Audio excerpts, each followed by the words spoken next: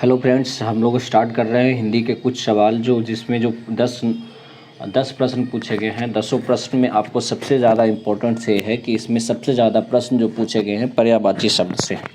तो कुछ वाक्य जो है शुद्ध करने के लिए है। तो ये पहला प्रश्न जो आपको आपके सामने वो ये दिख रहा है, ये जो है इस वाक्य को शुद्ध करना है।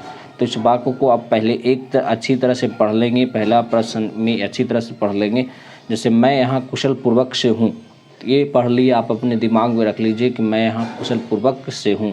तो ये जो वाक्य है ये क्या है, वाक्य गलत है। तो हम अच्छे से इसको सोल्व मतलब कि आगे हिंदी के सवाल जो है बहुत ही डिफ़िकल्ट होते हैं। तो इसको अच्छे से वाक्य बनाने के लिए हम लोग कैसे कोशिश करते हैं। तो देखिए दूसरा नंबर पहली बात ये हो गई। पहली बात ये है कि मैं पहला ऑप्शन आपको यहाँ दिख रहा होगा कि मैं यहाँ कुशल पूर्वक में हूँ। मैं हूँ मतलब ये गलत है। अंदर में मतलब घुस के नहीं होता। मैं यहाँ कुशल पूर्वक ने हूँ यहाँ पे ने भी यहाँ पे दूसरा नंबर ऑप्शन गलत हो गया। अब तीसरा नंबर में चांस आता है कि मैं यहाँ कुशलता से हूँ। यहाँ से कुशलता से भी यहाँ पे ये वर्ड का प्रोनाउंसिएशन अच्छे से नहीं निकल रहा है, यानी 3 नंबर। तो लास्ट नंबर ऑप्शन सही, मैं यहाँ कुशल पूर्वक से हूँ, लास्ट नंबर यानी डी नंबर ऑप्शन सही हो गया। चलिए आगे हम कुछ सवालों का जवाब देते हैं, जिसमें दूसरे सवाल में ये है प्रश्न आएंगे। दूसरा नंबर प्रश्न में ये है कि क्षीर का पर्यायवाची शब्द क्या होगा। क्षीर का पर्यायवाची शब्द आपके सामने ये है। तो क्षीर का पर्यायवाची खीर हो जाता है। तो खीर क्या होता है? खीर जो होता है दूध प्लस चावल प्लस पानी को यानी नीर को मिला करके बनाया जाता है, नीर को। अब जल तो जल ही है, दूध होता है सिर्फ दूध, है ना। नीर होता है, नीर का मतलब कि इसका पर्यायवाची शब्द ये है, जल का पर्यायवाची तो नीर है। तो हम लोग को क्षीर का पर्यायवाची शब्द क्या होगा? तो दूध होगा। ठीक है। अगला प्रश्न, अग्नि का पर्यायवाची शब्द क्या है? अग्नि का पर्यायवाची शब्द आप बता सकते हैं। तो अग्नि का पर्यायवाची शब्द ध्वनि हो सकता है, पावक हो सकता है, अनिल हो सकता है कि अच्छी हो सकता है। इसमें अग्नि का पर्यायवाची शब्द तो आपको जो है आपको अग्नि का पर्यायवाची शब्द आपको पता होगा कि ये पावक मतलब क्या होता है? अग्नि होता है। ठीक है, इस तरह से। तो ये बी नंबर ऑप्शन सही होगा। ये तो सब लोग आप लोग को याद करने वाली बातें हैं, याद कर सकते हैं आप लोग। ठीक है। आगे अगले प्रश्न देखिए। अब आपके सामने ये प्रश्न दिख रहा होगा कि पुत्री का पर्यायवाची शब्द क्या है? वत्सला, पौत्री, गौरी, आत्मजा जो है क्या हो सकता है ऑप्शन? तो ऑप्शन आपके अनुसार आप बता सकते हैं। तो आपके सामने जो है प्रश्न और उसका आंसर आपके सामने, अगर पर्यायवाची शब्द आप नहीं याद करते हैं तो आपको कुछ संभव नहीं है कि आप बना सकते हैं। ठीक है। तो पुत्री का पर्यायवाची शब्द जो होता है आत्मजा होता है। ठीक है, आत्मजा यानी डी नंबर ऑप्शन सही होगा। ये वत्सल पौत्री का मतलब है पौत्री का मतलब समझ रहे हैं? पुत्र की पुत्री, यानी पुत्र की पुत्री मैंने दादा की बेटी जो आपकी वो हो गई, पौत्री हो गई। इस तरह से होता है। गौरी मतलब कन्या, इस तरह से होता है। चलिए आगे हम चलते हैं। देखिए आपकी बुद्धि का पर्यायवाची शब्द क्या होगा? बुद्धि का पर्यायवाची शब्द आप खोज लीजिए कि बुद्धि आपके पास है, लेकिन उसका पर्यायवाची शब्द क्या हो गया? मनीषा होगा कि मस्तिष्क हो गया कि विवेक हो गया कि अजर हो गया? इसका बुद्धि का पर्यायवाची शब्द आप बताइए। तो आपको बुद्धि का पर्यायवाची शब्द जो हो जाता है विवेक। विवेक मतलब क्या होता है? बुद्धि, मस्तिष्क में दिमाग, मनीषा, अजर, इस टाइप का होता है। सी नंबर ऑप्शन सही होगा। अगला प्रश्न, अब यहाँ पे एक ऑप्शन दिया हुआ है, जैसे बोला हुआ है कि दिए हुए शब्द में कौन सा बादल का पर्यायवाची शब्द नहीं है। अब बोलता है कि दिए हुए शब्द में कौन सा जो है बादल का पर्यायवाची शब्द नहीं है, तो आपको बताना है। ठीक है। तो जलद मतलब भी बादल होता है, मेघ मतलब भी बादल होता है, प्रयोद मतलब भी बादल होता है, बारिधि मतलब बादल नहीं होता है, यानी डी नंबर ऑप्शन सही होगा। यानी डी नंबर ऑप्शन सही होगा। चलिए अगले प्रश्न की ओर चलते हैं।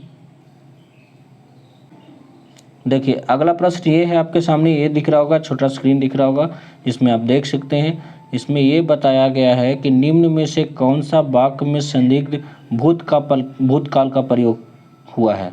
अब शब्द को पढ़ना है, 4 गो ऑप्शन देल है, चारों ऑप्शन को पढ़ना है, बताना है कि इसमें कौन जो है भूतकाल का प्रयोग किया गया है। तो भूतकाल किसे कहते हैं? तो भूतकाल उसे कहते हैं जो समय बीत गया उसके बारे में अगर जानकारी लेते हैं, जो समय बीत गया उसके बारे में, यानी उसका भूतकाल हो गया, बीत गया, उसके बारे में जब जानकारी लेते हैं तो वही होता है भूतकाल। तो देखिए मैंने निबंध लिखा, ये आपके सामने अगर हो सकता है भूतकाल, आप बता सकते हैं इसको, ठीक है। मैं निबंध लिखा, मैंने निबंध लिखा है या मैंने निबंध लिखा, इस तरह से वर्ड में आते हैं, ठीक है। आप बताइए मैंने निबंध लिखा होगा, ये क्या है? समय इसके साथ क्या है? बीत गया है। मैंने निबंध लिखा, अभी उसका तत्काल की चीज़ें बता रहे। मैंने निबंध लिखा है, ये जो है ये लिखा मतलब लिखा है, अभी जो तत्काल लिखा है उसके बारे में ही बता रहा है। और मैंने निबंध लिखा, मैंने अभी उसके तत्काल के और तत्काल जो होते हैं उसके बारे में बताया। यदि मैंने निबंध लिखा होता तो मुझे इनाम बस मिलता। ये निबंध लिखा ही नहीं है, ठीक है। लिखा होता यानी जो समय बीत गया उसके बारे में ये भी बतला रहा है, लेकिन ये पूर्ण तरह से बात सही नहीं। सी नंबर ऑप्शन सही है। सी नंबर ऑप्शन सही क्यों है? कि मैंने निबंध लिखा होगा, ये सी नंबर ऑप्शन सही है, ठीक। चलिए अगला प्रश्न की ओर बढ़ते हैं।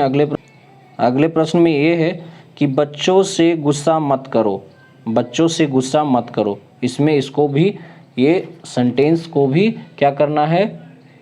इसमें अशुद्ध सेंटेंस है, उसको शुद्ध करना है, ठीक है। बच्चों से गुस्सा मत करो बताना है, ठीक है।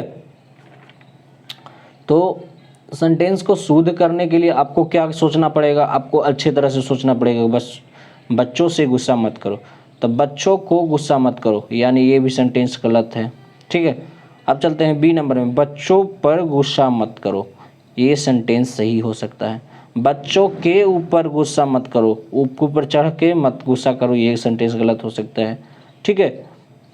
आपको चलते हैं, बच्चों का गुस्सा मत करो, ये सेंटेंस गलत है, यानी B number option is right answer. आपके सामने ये जो बी आपको ऑप्शन दिख रहा है वो राइट आंसर है, यानी बच्चों से गुस्सा मत करो का अच्छा जो प्रोनाउंसिएशन हो सकता है वो शुद्ध वाक्य जो होता है बस बच्चों पर गुस्सा मत करो, ये हो सकता है। चलिए आगे बढ़ते हैं अगले प्रश्न की ओर। आगे जो आपके सामने ये प्रश्न दिख रहे होंगे, संस्कृत से विकृत होकर आने वाले शब्द को क्या कहा जाता है?